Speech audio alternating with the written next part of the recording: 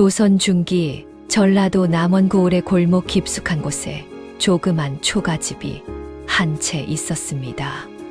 기와 한 장 없는 허름한 집이었지만 그 안에는 따뜻한 정이 흘렀습니다.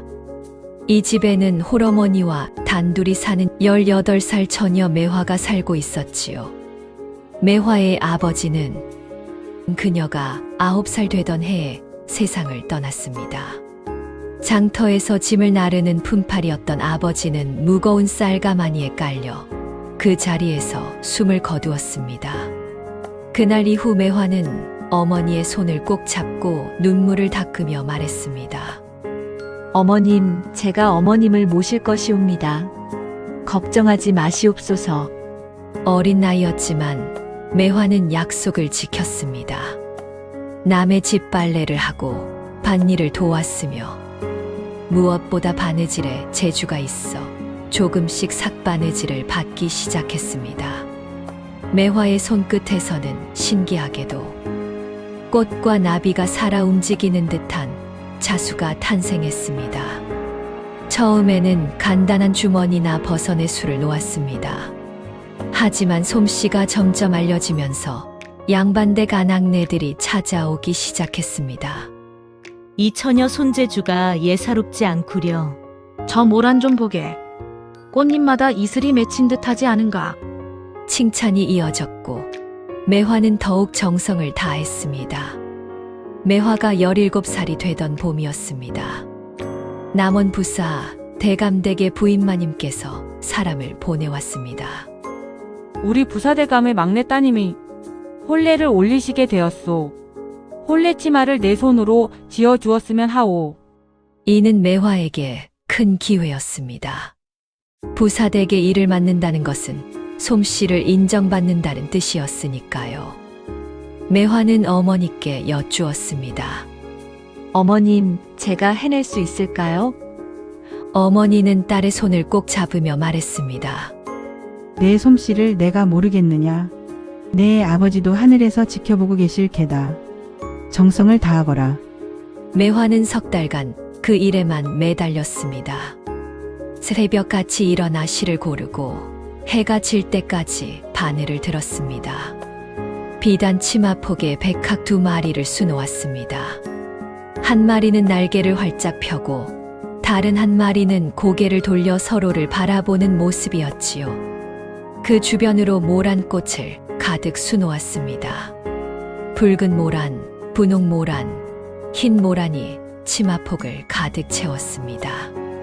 밤이 깊어도 매화는 촛불을 켜고 바느질을 이어갔습니다.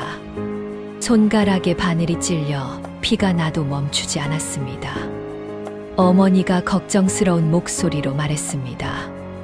매화야, 이제 그만 자거라. 내 손이 다 망가지겠구나. 하지만 매화는 환하게 웃으며 대답했습니다. 괜찮사옵니다, 어머님. 이 일을 마치면 은자를 넉넉히 받을 것이옵니다. 그러면 어머님께 따뜻한 소못도 해드리고 맛있는 음식도 드릴 수 있사옵니다. 마침내 석 달 만에 치마가 완성되었습니다.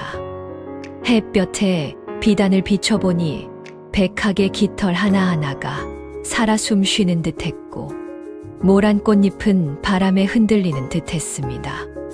매화는 조심스럽게 치마를 보자기에 싸서 부사댁으로 향했습니다. 부사댁 사랑채에는 부인마님과 몇몇 양반댁 아낙네들이 모여 있었습니다. 매화가 치마를 펼쳐 보이자 모두들 감탄사를 쏟아냈습니다. 어머나, 이게 사람 손으로 만든 것이란 말이오? 이 백학이 금방이라도 날아오를 듯하구려.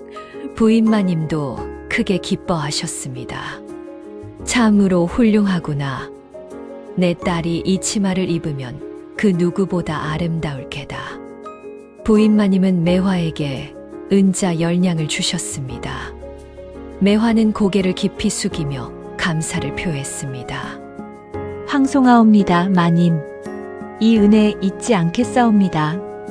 은자 10냥이면 모녀가 1년은 너끈히 살 수 있는 큰 돈이었습니다. 매화는 기쁜 마음으로 집으로 돌아왔습니다. 골목을 지나며 이미 머릿속으로 계획을 세웠습니다. 어머님께 따뜻한 소못을 해드려야지. 그리고 약방에 가서 보약제도 지어드리고 쌀도 한 섬 사두면 한동안은 걱정 없겠구나. 하지만 매화는 미처 알지 못했습니다. 그녀를 지켜보는 탐욕스러운 눈빛이 있다는 것을 말입니다. 부사댁 사랑채 구석에서 모든 것을 지켜보던 한 사내가 있었습니다. 그는 부사 대감의 조카로 고을에서 서리 노릇을 하는 김진사였습니다. 그의 눈에는 욕심이 가득했고 입가에는 음흉한 미소가 어려 있었지요. 김진사는 중얼거렸습니다. 저 천한 것이 은자 열량을 손에 쥐다니 상껏 주제에 분수를 모르는구나. 저 돈은 내 것이 되어야 마땅하지. 그는 이미 머릿속으로 음모를 꾸미고 있었습니다. 그날 저녁 매화는 어머니와 함께 소박한 저녁상을 받았습니다. 은자를 받은 기념으로 장터에서 북어 한 마리를 사왔습니다. 어머니는 딸의 손을 잡으며 눈시울을 붉혔습니다. 내 딸이 이렇게 의젓하게 컸구나.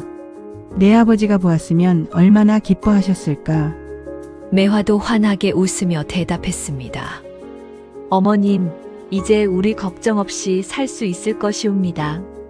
제가 더 열심히 하여 작은 자수방이라도 하나 차리겠사옵니다. 하지만 이 평화로운 순간은 오래가지 못했습니다.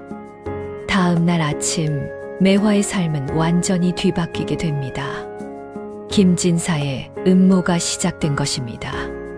김진사의 어떤 음모가 시작되었는지 다음 편에서 이어가겠습니다. 매화가 부사댁에서 은자를 받은 다음 날 아침이었습니다. 해가 막 떠오르는 시각, 매화는 우물가에서 물을 길어오고 있었습니다. 이른 아침 공기는 차가웠지만 마음만은 따뜻했습니다. 은자 열량이 안전하게 집 안장롱 깊숙이 보관되어 있었으니까요. 그런데 골목 어귀에서 낯선 소리가 들려왔습니다. 저기가 매화란 것이 사는 집이냐? 그렇다 하옵니다. 매화는 불안한 마음에 물동이를 내려놓고 집으로 달려갔습니다. 집 앞에는 관아이 포졸 셋이 서 있었고 그 뒤로 김진사가 팔짱을 낀 채 서 있었습니다. 저 무슨 일이신지. 매화가 떨리는 목소리로 물었습니다. 포졸 하나가 나무판을 들이밀며 말했습니다. 내가 매화란 것이냐? 김진사 나리께서 너를 고소하셨다. 당장 관하로 따라와라. 매화는 어리둥절했습니다. 고소라니 제가 무슨 잘못을. 그때 김진사가 비웃듯이 말했습니다. 내가 내게 지어준 치마가 엉망이더구나. 돈만 받아 챙기고 제대로 된 물건도 만들지 못하다니. 이는 사기가 아니고 무엇이냐? 매화는 깜짝 놀라 말했습니다. 나리, 저는 나리께 치마를 지어드린 적이 없사옵니다. 부사 대감댁 부인마님의 주문을 받았을 뿐이옵니다. 하지만 김진사는 이미 준비해 온 증거를 내밀었습니다. 여기 증인이 있다. 내가 너에게 치마를 주문했고 돈을 주었다고 했느니라. 김진사가 손짓하자 하나가 나섰습니다. 그는 돈에 매수된 거짓 증인이었습니다. 소인이 똑똑히 보았사옵니다. 김진사 나리께서 이 처녀에게 은자 5냥을 주시며 치마를 부탁하셨사옵니다. 매화는 억울함에 눈물이 솟았습니다. 그것은 거짓이옵니다. 저는 그런 일이 없었사옵니다. 하지만 포졸들은 매화의 말을 듣지 않았습니다. 시끄럽다. 관아에 가서 사또께 아뢰어라. 매화는 포졸들에게 끌려갔습니다. 집 안에서 이 광경을 지켜보던 어머니가 황급히 뛰어나왔습니다. 내 딸을 어디로 데려가는 것이냐? 우리 매화는 아무 잘못도 하지 않았다. 김진사는 매화의 어머니를 차갑게 내려다보며 말했습니다. 늙은이는 입 다물고 있거라. 내 딸이 사기를 쳤으니 벌을 받는 것은 당연하지 않겠느냐? 어머니는 주저앉으며 울부짖었지만 아무도 귀 기울이지 않았습니다. 남원 관아의 동원에는 부사 대감이 앉아 계셨습니다. 하지만 부사는 이미 조카인 김진사의 말만 듣고 있었습니다. 김진사는 부사의 귓속말로 무언가를 속삭였고 부사는 고개를 끄덕였습니다. 그렇다면 그 처녀를 엄하게 다스려야겠구나. 매화가 동원 마루 아래 무릎을 꿇었습니다. 부사가 위험 있는 목소리로 물었습니다. 내가 김진사에게 치마를 지어주고 돈을 받았느냐? 매화는 고개를 들어 또렷하게 대답했습니다. 아니옵니다, 사또.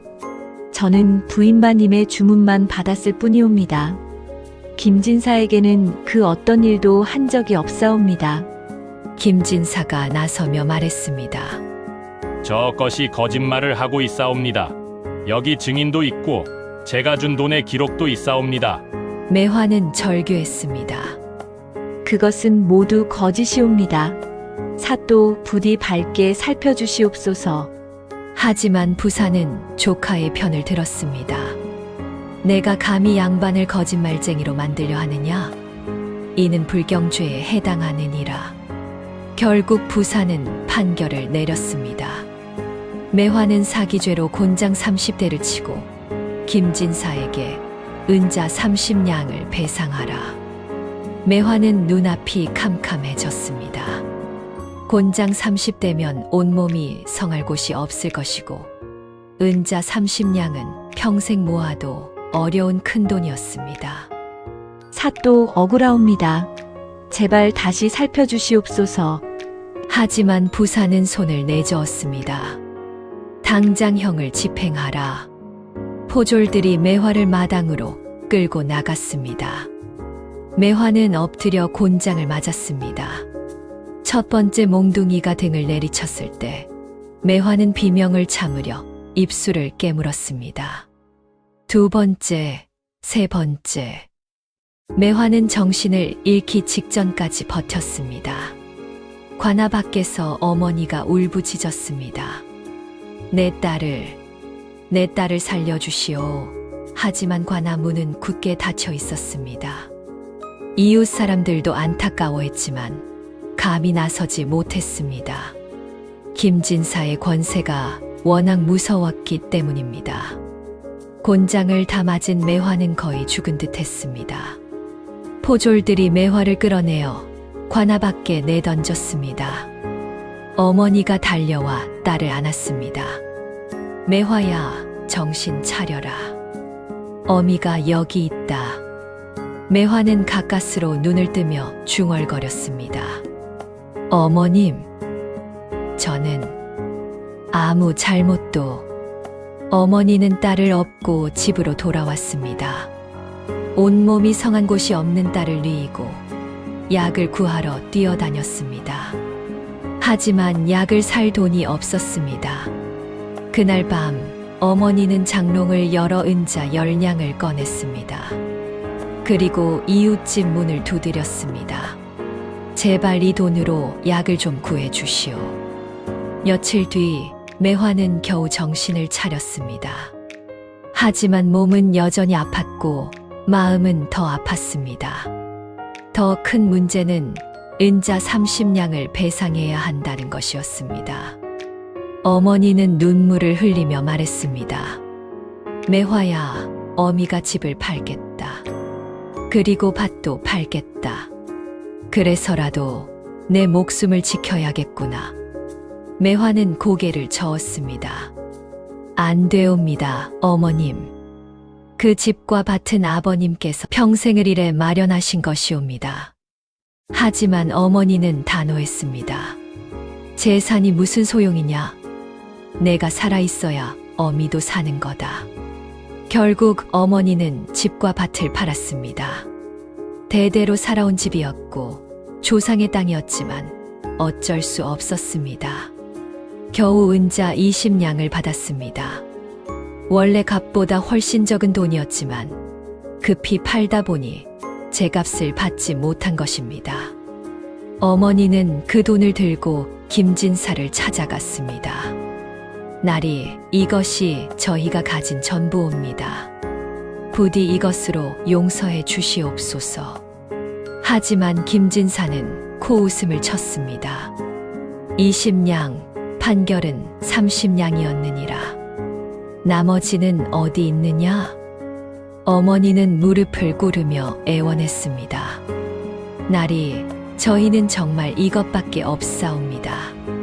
제발 자비를 베풀어 주시옵소서. 김진사는 잠시 생각하는 척하더니 말했습니다. 좋다. 그럼 나머지 10냥은 내 딸이 나를 위해 일하면서 갚도록 하여라. 어머니는 안도의 한숨을 쉬었습니다. 하지만 김진사의 다음 말에 얼어붙었습니다. 하지만 이 20냥은 내가 먼저 쓰겠노라. 관아에 바쳐야 할 돈이 있느니라. 그러면서 김진사는 돈을 자기 품에 넣었습니다. 어머니는 어안이 벙벙했습니다. 나리, 그럼 배상은? 배상, 아직 30냥이 남아있지 않느냐? 그것은 내 딸이 일해서 갚아야지. 어머니는 그제야 깨달았습니다. 처음부터 끝까지 모두 김진사의 계략이었다는 것을 말입니다. 하지만 이미 늦었습니다. 집도 밭도 잃었고 돈마저 빼앗겼습니다. 어머니는 주저앉아 울 수밖에 없었습니다. 그날 밤 모녀는 마을 주막 뒤편의 허름한 움막으로 거처를 옮겼습니다. 지붕은 새고 벽은 바람이 들어왔습니다. 매화는 어머니를 안으며 눈물을 흘렸습니다. 어머님, 다 제 잘못이옵니다. 제가 무능해서 어머님을 이 지경으로. 어머니는 딸의 머리를 쓰다듬으며 말했습니다. 아니다, 매화야. 이것은 내 잘못이 아니다. 세상이 잘못된 것이다. 하지만 매화는 마음속으로 다짐했습니다. 반드시 다시 일어서겠다. 어머님을 편히 모시겠다. 그리고 언젠가는 이 억울함을 풀겠다. 밤하늘의 별을 보며 매화는 주먹을 꼭 쥐었습니다. 아직 포기하지 않았습니다. 움막에서의 첫날 밤은 춥고 어두웠습니다.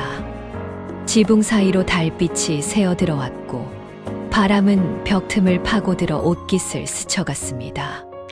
매화는 누더기 이불을 어머니께 덮어드리고 자신은 웅크린 채 잠을 청했습니다. 하지만 잠은 오지 않았습니다. 온몸이 쑤시고 아팠으며 마음은 더 아팠습니다. 이튿날 아침 매화는 일찍 일어나 마을 주막으로 향했습니다. 주막 주인 박서방은 인심 좋기로 소문난 사람이었습니다. 아이고, 매화 아가씨. 이곳에 어인일인가? 매화는 고개를 숙이며 말했습니다. 주인 나으리, 제가 설거지나 청소일이라도 하게 해주시옵소서. 품삯은 얼마든 적게 받겠사옵니다. 박서방은 매화의 처지를 익히 알고 있었습니다. 마을에서는 이미 모두 소문이 퍼진 터였습니다. 그 고약한 김진사가 그런 짓을 했단 말이냐. 알았네. 우리 집 뒤란 청소하고 설거지를 거들어주게. 끼니는 챙겨줄 터이니 걱정 말고. 매화는 눈물이 핑 돌았지만 참으며 깊이 절했습니다. 은혜 잊지 않겠사옵니다. 그날부터 매화는 새벽같이 일어나 주막일을 거들었습니다. 무거운 물동이를 길어 나르고 뜨거운 물에 손을 담가 설거지를 했습니다. 곤장 맞은 상처가 아직 아물지 않아 몸을 움직일 때마다 고통이 몰려왔지만 매화는 이를 악물고 견뎠습니다. 박서방 내외는 매화에게 남은 밥과 김치를 싸주었고 매화는 그것을 움막으로 가져가 어머니와 나누어 먹었습니다. 하지만 어머니의 건강은 날로 나빠져 갔습니다. 추운 움막에서 지내며 제대로 된 음식을 먹지 못하니 몸이 약해진 것입니다. 어머니는 기침을 자주 했고 얼굴은 점점 야위어 갔습니다. 어머님, 약을 지어 드려야 하는데. 매화는 안타까웠지만 돈이 없었습니다. 주막에서 받는 품삯은 하루 끼니를 해결하기도 빠듯했습니다. 어느 날 저녁 매화가 움막으로 돌아오니 어머니가 바닥에 쓰러져 계셨습니다. 어머님, 매화는 황급히 어머니를 안아 일으켰습니다. 어머니는 가까스로 눈을 뜨며 말했습니다. 괜찮다, 매화야. 어미는 괜찮단다. 하지만 어머니의 이마는 뜨거웠고 숨소리는 가빠졌습니다. 매화는 그날 밤 내내 어머니 곁을 지켰습니다. 찬물에 적신 수건으로 어머니의 이마를 식혀주고 손을 꼭 잡았습니다. 어머님, 제발 버티셔야 합니다.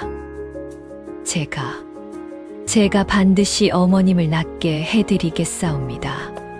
어머니는 딸의 손을 꼭 쥐며 미소 지었습니다. 내 딸, 효녀로구나. 며칠 뒤 마을에 불길한 소문이 돌기 시작했습니다. 전염병이 돈다더군.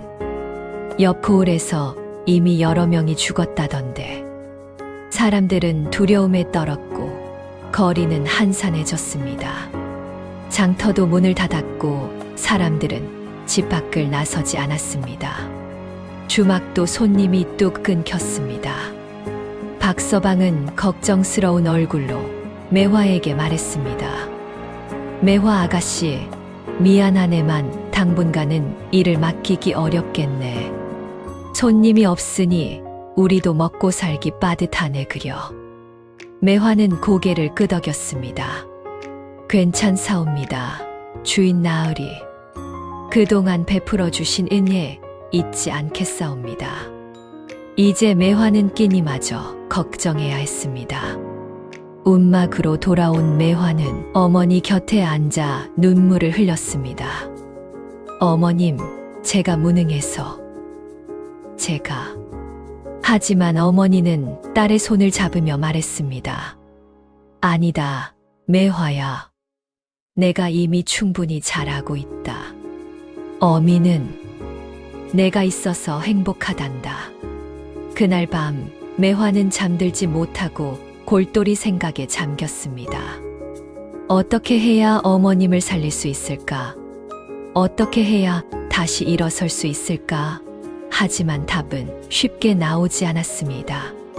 세상은 너무 가혹했고 가난한 이들에게는 더욱 매정했습니다. 며칠 뒤 전염병이 남원 고을에도 퍼지기 시작했습니다. 하루가 멀다 하고 누군가 병에 걸렸다는 소식이 들려왔습니다. 마을 사람들은 집집마다 문을 걸어 잠그고 서로를 멀리했습니다. 약방에는 사람들이 몰려들었지만 약재는 금세 동이 났습니다. 그리고 마침내 그 병이 김진사에게도 찾아왔습니다. 어느 날 아침 김진사는 온몸에 열이 나고 기침이 멈추지 않았습니다. 이게 무슨... 김진사는 두려움에 떨었습니다. 평소 온갖 악행을 저지르던 그도 죽음 앞에서는 한낱 나약한 인간일 뿐이었습니다. 김진사는 급히 약방을 찾았지만 약재가 떨어져 도움을 받을 수 없었습니다. 그는 한양으로 사람을 보내 명의를 불러오라 명했습니다. 내가 누군지 아느냐? 내가 부사 대감의 조카이니라. 당장 한양에서 제일 뛰어난 의원을 불러와라. 며칠 뒤 한양에서 치매 한 명이 남원에 도착했습니다. 그는 김진사를 진찰한 뒤 고개를 갸우뚱했습니다. 나리, 이 병은 심상치 않사옵니다. 보통 약으로는 낫기 어려우실 듯하옵니다. 김진사는 다급하게 물었습니다. 그럼 어찌해야 하는가? 내게 무슨 방법이라도 있다면 말해보거라. 치미는 잠시 생각하더니 말했습니다. 하나의 방법이 있기는 하옵니다. 하오나 매우 어려운 일이옵니다. 어서 말해보거라. 돈이 얼마든 들어도 상관없으니 치미가 말했습니다. 천송이 꽃을 수놓은 보자기로 몸을 덮고 주무셔야 하옵니다. 그 정성이 하늘에 닿으면 병이 나으실 것이옵니다. 김진사는 어이가 없었지만 살고 싶은 마음이 간절했습니다. 천송이 꽃이라 누가 그런 것을 만들 수 있단 말인가? 하인들이 온 고을을 뒤졌지만 그만한 솜씨를 가진 이를 찾을 수 없었습니다. 남원 최고의 바느질꾼들도 고개를 저었습니다. 천송이 꽃을 수놓는다는 것은 불가능에 가깝사옵니다. 그때 한 하인이 조심스럽게 말했습니다. 날이 한 사람이 있기는 하옵니다. 누구냐? 어서 말해보거라. 매화라는 처녀가 그런 솜씨를 가졌다 하옵니다. 부사 대감대 콜레 치마도 그 처녀가 지었다 하옵니다. 김진사는 그제야 매화를 떠올렸습니다. 자신이 모함하여 집과 밭을 빼앗았던 바로 그 처녀였습니다. 하지만 지금은 그럴 때가 아니었습니다. 살아야 했습니다. 당장 그 처녀를 불러오너라. 매화는 움막에서 쓰러진 어머니를 간호하고 있었습니다. 그때 김진사의 하인이 찾아왔습니다. 매화란 것이 너냐? 우리 나리께서 부르신다. 어서 따라오너라. 매화는 하인을 차갑게 바라보았습니다. 무슨 일로 저를 부르시는지요? 하인이 말했습니다. 나리께서 병에 걸리셨다. 내가 천송이 꽃을 수놓은 보자기를 만들어야 한다. 매화는 코웃음을 쳤습니다. 저를 모함하여 이 지경으로 만들어 놓고 이제 와서 도움을 청하신단 말이옵니까? 하인은 당황하며 말했습니다. 그래도 나리의 명이시니. 매화는 단호하게 말했습니다. 돌아가셔서 나리께 전하시옵소서. 제 어머님께서 추위와 굶주림으로 쓰러져 계시옵니다. 나리께서 먼저 제 어머님을 살려주신다면 그때 생각해 보겠나이다. 하인은 할 말을 잃고 돌아갔습니다. 그날 밤 매화는 어머니 곁에 앉아 생각했습니다. 김진사를 도와야 하는가? 아니면 거절해야 하는가? 마음속에는 분노와 원망이 가득했습니다. 하지만 한편으로는 어머니를 살릴 수 있는 기회이기도 했습니다. 매화는 밤새도록 고민했습니다. 이튿날 아침 김진사가 직접 가마를 타고 움막 앞에 나타났습니다. 병든 몸을 이끌고 온 것입니다. 매화, 제발 나를 살려다오. 김진사의 목소리는 떨리고 있었습니다. 매화는 움막 밖으로 나와 김진사를 내려다보았습니다. 한때 높은 자리에서 백성들을 괴롭히던 그가 이제는 한낱 병자로 애원하고 있었습니다. 매화는 조용히 말했습니다. 나리, 제 조건을 들어주시겠나이까? 김진사는 급히 고개를 끄덕였습니다. 무엇이든 들어주겠다. 말만 해보거라. 매화가 말했습니다. 첫째, 제 어머님을 치료해 주시옵소서. 둘째, 저희가 잃은 집과 밭을 돌려주시옵소서. 셋째, 거짓 고소로 빼앗긴 은자를 돌려주시옵소서. 김진사는 잠시 망설였습니다. 하지만 죽음의 공포가 더 컸습니다. 좋다. 모두 들어주겠다. 하오니 제발 나를 살려다오. 매화는 고개를 끄덕였습니다. 알겠나이다. 보름의 시간을 주시옵소서. 김진사는 약속대로 매화의 어머니를 치료하기 위해 약방에서 약재를 보내왔고 집과 밭도 돌려주었습니다. 매화는 어머니를 다시 옛집으로 모셨고 바느질을 시작했습니다. 하지만 마음은 복잡했습니다. 이 일을 해야 하는가? 원수를 살려야 하는가? 밤마다 갈등했지만 결국 바늘을 들었습니다. 어머니를 위해서였습니다. 김진사가 약속을 지킨 다음 날 매화는 옛집으로 돌아왔습니다. 3개월 만에 돌아온 집은 낯설면서도 그리웠습니다. 벽에는 여전히 아버지의 흔적이 남아 있었고 마당 한 구석에는 어머니가 가꾸던 채송화가 시들어 있었습니다. 어머니는 방에 누워 약을 드셨습니다. 김진사가 보내온 약은 귀한 것이었습니다. 당귀, 천궁, 인삼이 들어간 보약이었지요. 며칠 지나자 어머니의 안색이 조금씩 돌아왔습니다. 매화야, 어미가 다시 살아난 것 같구나. 어머니는 딸의 손을 잡으며 말했습니다. 매화는 환하게 웃으며 대답했습니다. 어머님, 이제 괜찮으실 것이옵니다. 제가 열심히 일하여 어머님을 편히 모시겠사옵니다. 하지만 마음 한구석에는 여전히 무거운 짐이 있었습니다. 천송이 꽃을 수놓아야 한다는 약속 말입니다. 그날 저녁 매화는 창고에서 비단과 실을 꺼냈습니다. 김진사가 보내온 최고급 비단이었습니다. 붉은 비단, 푸른 비단, 흰 비단이 눈부셨습니다. 실도 오색이 갖추어져 있었습니다. 매화는 비단을 어루만지며 깊은 한숨을 내쉬었습니다. 천송이 꽃이라 보름 안에 가능할까 매화는 계산해 보았습니다. 하루에 70송이씩 술을 놓아야 했습니다. 거의 쉬지 않고 바느질을 해야 하는 양이었습니다. 하지만 매화는 마음을 다잡았습니다.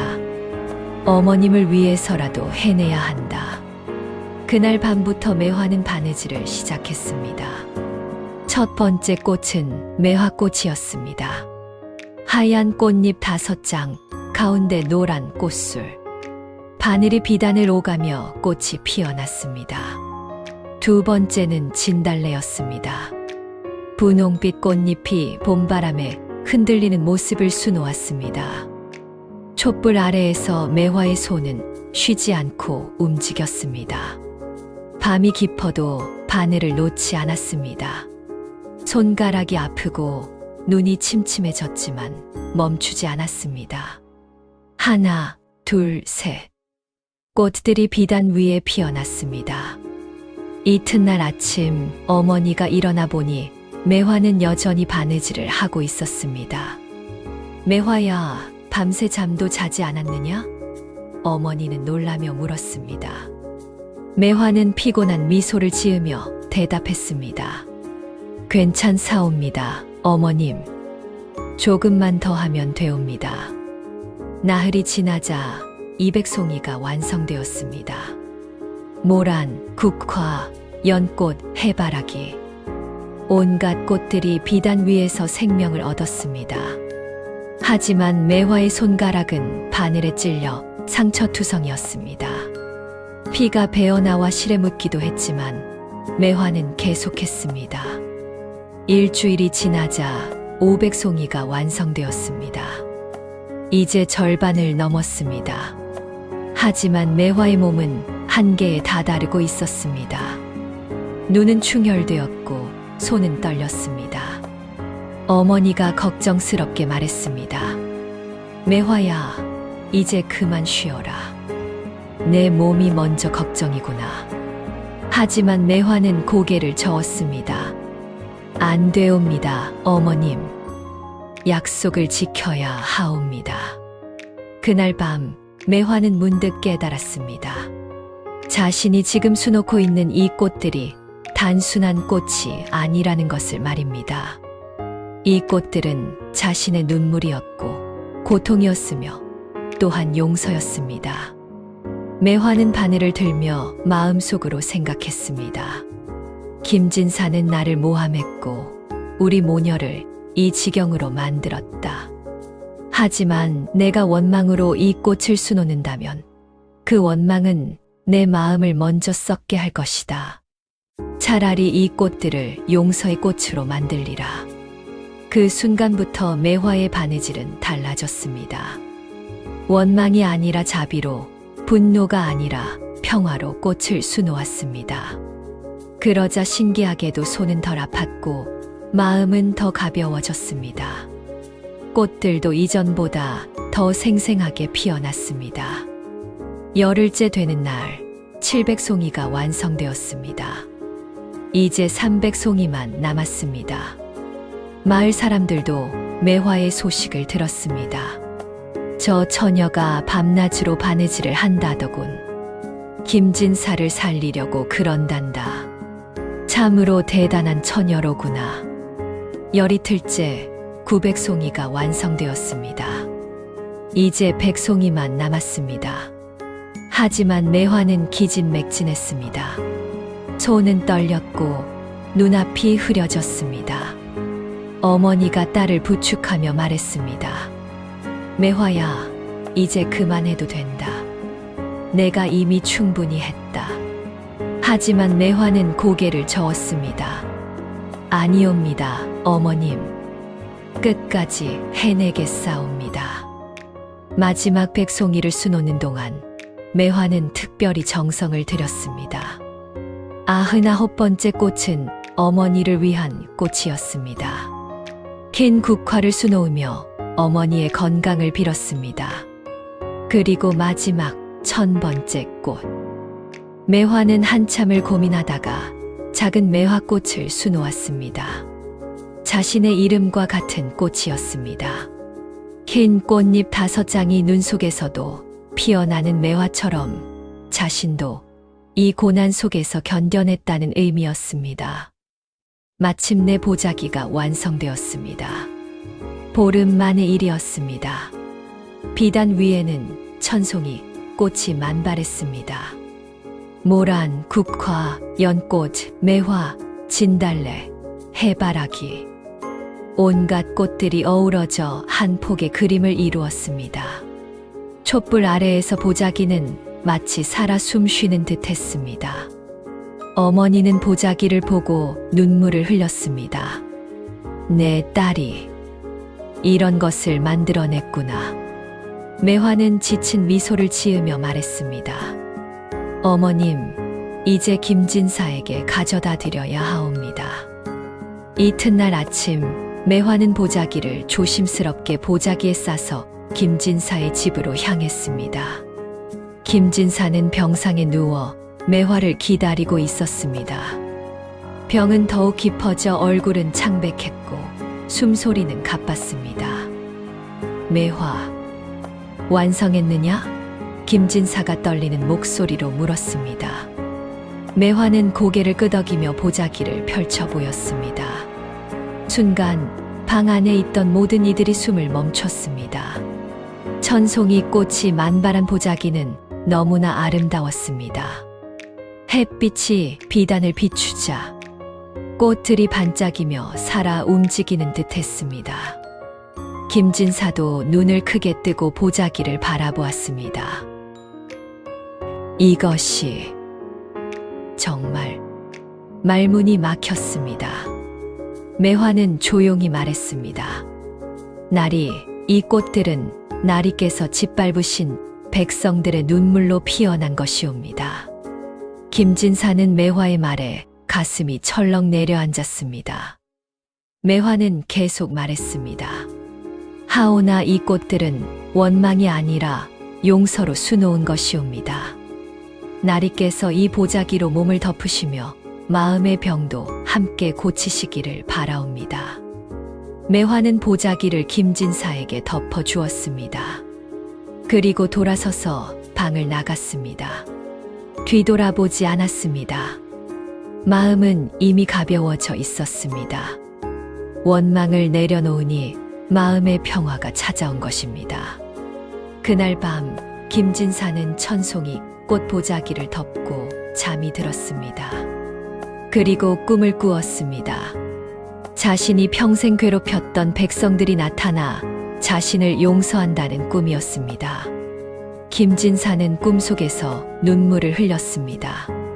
김진사가 천송이 꽃 보자기를 덮고 잠든 지 사흘째 되는 날이었습니다. 새벽 햇살이 방문을 비추고 참새들이 처마에서 지저귀었습니다. 김진사는 오랜만에 개운한 마음으로 눈을 떴습니다. 열은 내렸고 기침도 멈췄으며 온몸에 힘이 도는 것을 느꼈습니다. 내가 나았구나. 김진사는 믿을 수 없다는 표정으로 자신의 손을 바라보았습니다. 분명 죽음의 문턱까지 갔던 몸이었는데 이제는 다시 기운이 솟았습니다. 하인들도 놀라며 기뻐했습니다. 날이 정말 쾌차하셨나이다.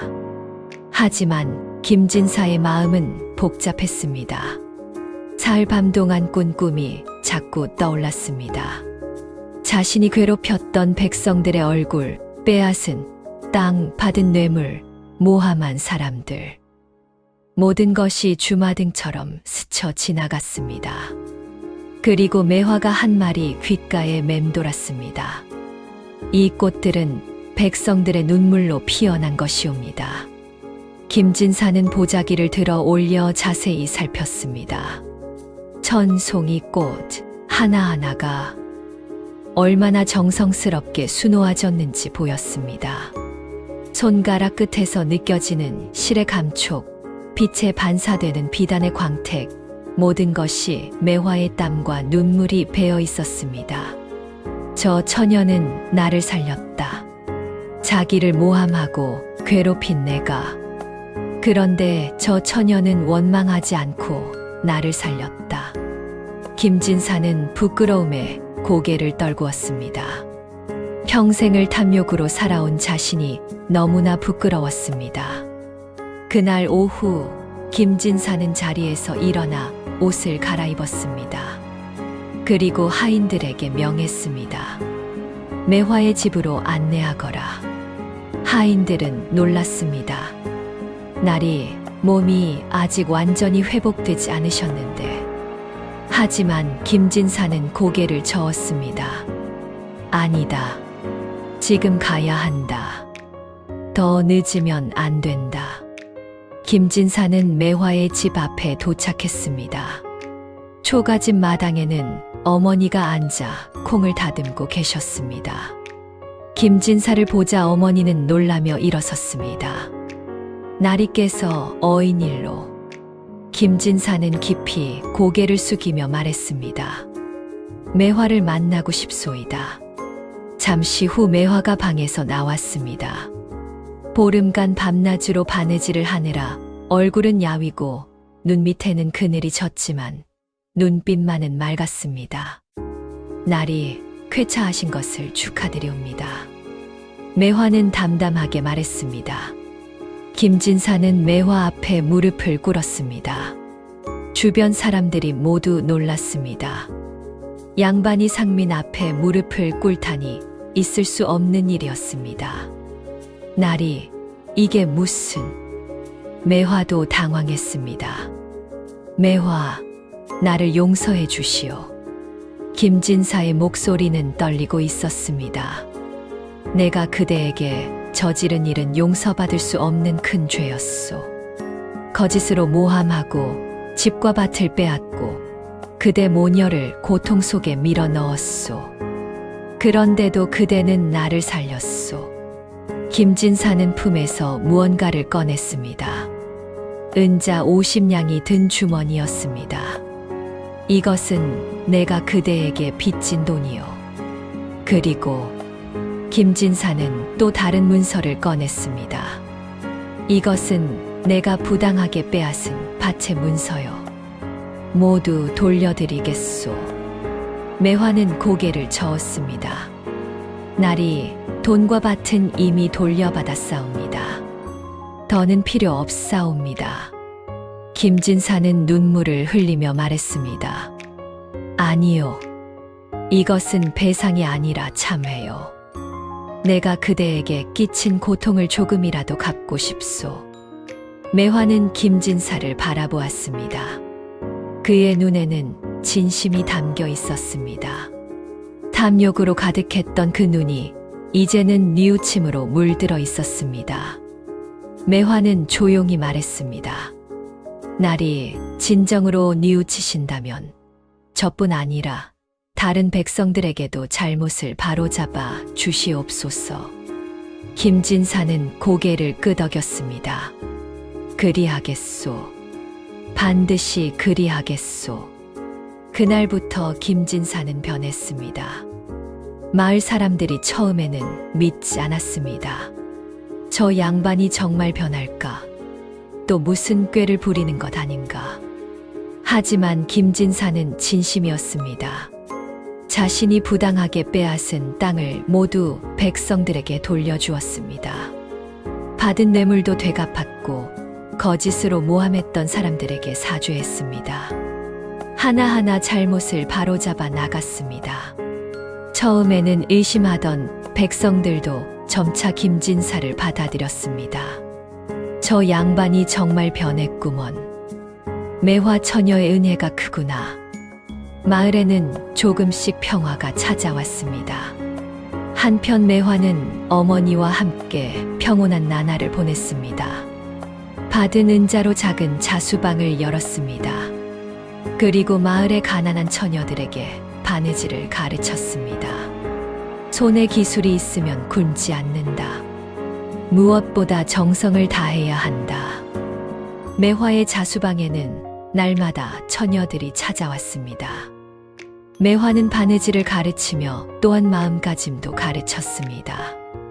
원망보다는 용서를, 미움보다는 사랑을 품어라. 그것이 진정으로 너희를 자유롭게 할 것이니라. 어느 봄날 마을에 큰 잔치가 열렸습니다. 김진사가 마을 사람들을 위해 베푼 잔치였습니다.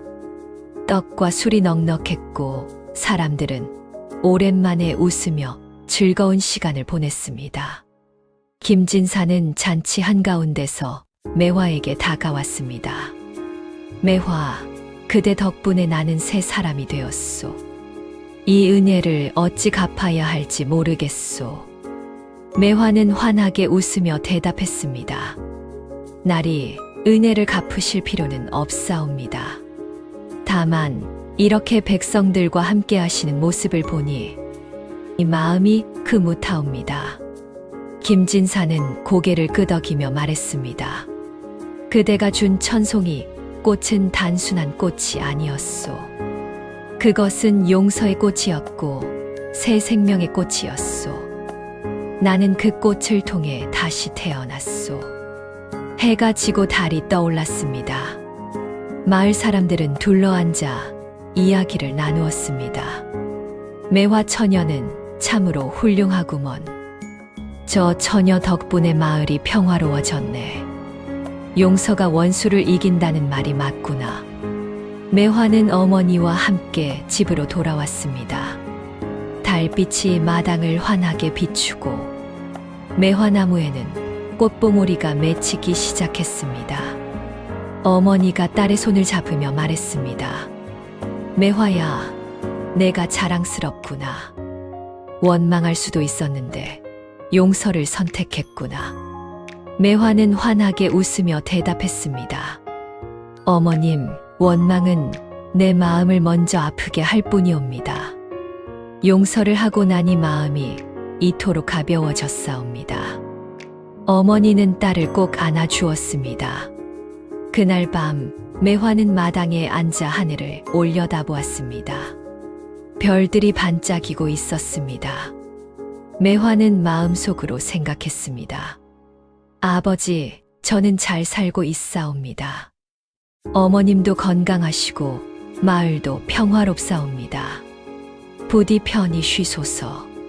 세월이 흘러 매화의 이야기는 전라도를 넘어 온 나라에 퍼졌습니다. 남원에 용서의 꽃을 수놓은 처녀가 있다더군. 원수를 용서하고 선으로 악을 이긴 처녀라네. 매화의 이름은 선행의 상징이 되었습니다. 매화는 평생 자수방을 운영하며 많은 처녀들을 가르쳤습니다. 그리고 늘 말했습니다. 진정한 재능은 남을 이기는 데 쓰는 것이 아니라 남을 살리는 데 쓰는 것이니라. 그리고 용서는 약한 자의 선택이 아니라 강한 자만이 할 수 있는 선택이니라. 김진사는 여생을 백성을 위해 헌신하며 살았습니다. 과거의 죄를 속죄하기 위해 가난한 이들을 도왔고 억울한 일을 당한 이들을 위해 나섰습니다. 그는 죽을 때까지 매화에게 받은 천송이 꽃 보자기를 곁에 두었습니다. 어느 가을날 백발이 된 매화는 제자들에게 말했습니다. 내가 너희에게 가르쳐 줄 수 있는 것은 바느질 솜씨뿐만이 아니다. 진정 중요한 것은 마음이니라. 원망을 내려놓고 용서를 선택하면 그것이 바로 가장 아름다운 꽃을 피우는 길이니라. 해가 저물고 석양이 자수방을 물들였습니다. 매화는 창밖을 바라보며 미소 지었습니다. 마당에는 매화나무가 자라 있었고 봄이 오면 하얀 꽃이 피어날 것입니다. 그 꽃들은 용서와 사랑의 상징으로 대대손손 이 땅에 피어날 것입니다. 진정한 재능은 원수를 용서하고 선으로 악을 이기는 데 쓸 때 가장 아름다운 꽃을 피운다. 오늘의 이야기를 들은 우리에겐 어떤 생각과 마음이 남았을까요? 조금이라도 마음이 따뜻해지셨길 바랍니다. 긴 이야기 들어주셔서 고맙습니다.